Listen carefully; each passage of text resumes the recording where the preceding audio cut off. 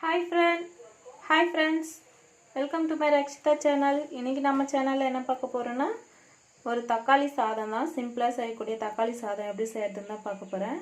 வாங்க எப்படி செய்யறதுன்னு பார்க்கலாம். இப்போ நான் ஒரு பாத்திரம் வச்சு தேவையான அளவுக்கு எண்ணெய் சேர்த்துக்கிட்டேன்.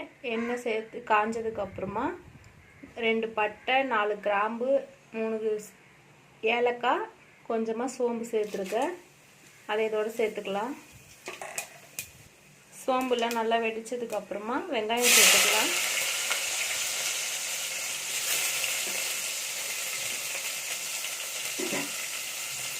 வெங்காயம் சேர்த்து நல்லா வதக்கிக்கலாம்.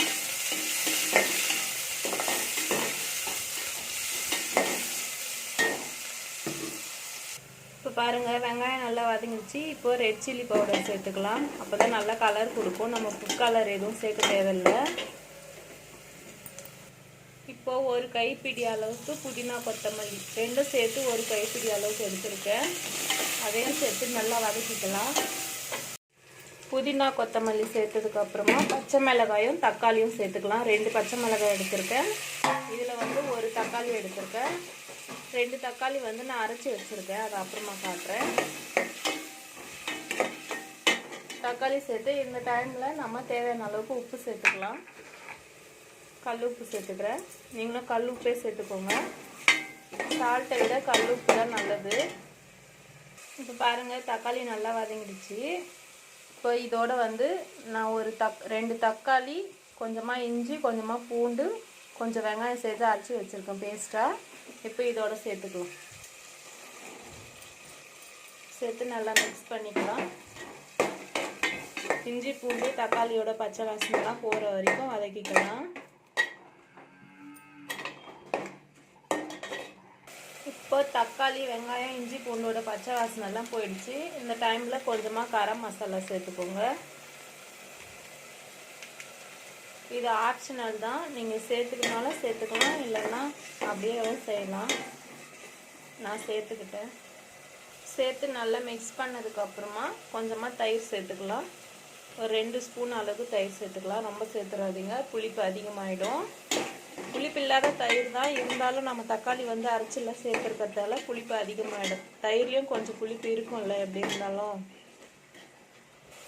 இப்போ பாருங்கள் நாம் சேர்த்த தயிர் எல்லாம் சேர்ந்து நல்லா வதங்கி எண்ணெய் வந்து பிரிஞ்சு வருது. இந்த டைமில் 1 கப் அரிசிக்கு 2.5 கப் தண்ணி எடுத்திருக்கேன். நான் வீட்டு அரிசி தான், அதாவது சாப்பாட்டு அரிசி தான் எடுத்திருக்கேன். அதுக்கேற்ற தண்ணி நான் சேர்த்துக்கிறேன். உங்கள் அரிசிக்கு தேவையான அளவுக்கு தண்ணி நீங்கள் சேர்த்துக்கோங்க. தண்ணி சேர்த்தாச்சு. பாருங்கள் கலர்ஃபுல்லாக இருக்குது. இப்போ தட்டு போட்டு க்ளோஸ் பண்ணிடலாம். இப்போ பாருங்கள் நல்லா கொதிச்சிக்கிட்டு இருக்கு. இந்த டைமில் வந்து உப்பு காரம்லாம் நீங்கள் சரி பார்த்துக்கோங்க. உப்பு மட்டும் கொஞ்சம் கரிக்கிற மாதிரி இருக்கணும். அப்போ தான் சாதம் வந்து வெந்ததுக்கு அப்புறம் கரெக்டாக இருக்கும். நீங்கள் சரியாக போட்டுட்டிங்கன்னா வந்து உப்பு வந்து கம்மியாக இருக்க மாதிரி தான் இருக்கும். அதனால் உப்பு கொஞ்சம் தூக்கலாக போட்டுக்கோங்க. சரி பார்த்து கம்மியாக இருந்தால் மிளகாத்தூள் அதெல்லாம் சேர்த்துக்கோங்க. இப்போ நான் வந்து 1/2 மணி நேரமாக ஊற வச்சு கழுவி எடுத்துருக்கேன். வீட்டு அரிசி தான், சாப்பாட்டு அரிசி. இந்த அரிசி நான் சேர்த்துக்கிறேன்.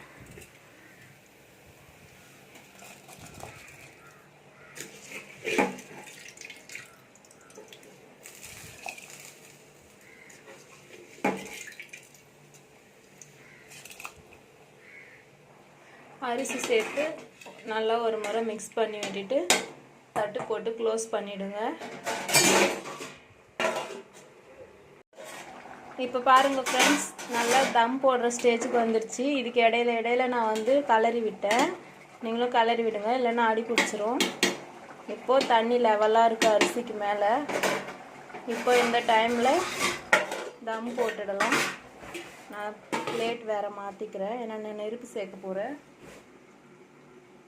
நான் நெருப்பு போட்டு தான் தம் போடுறேன் ஃப்ரெண்ட்ஸ்.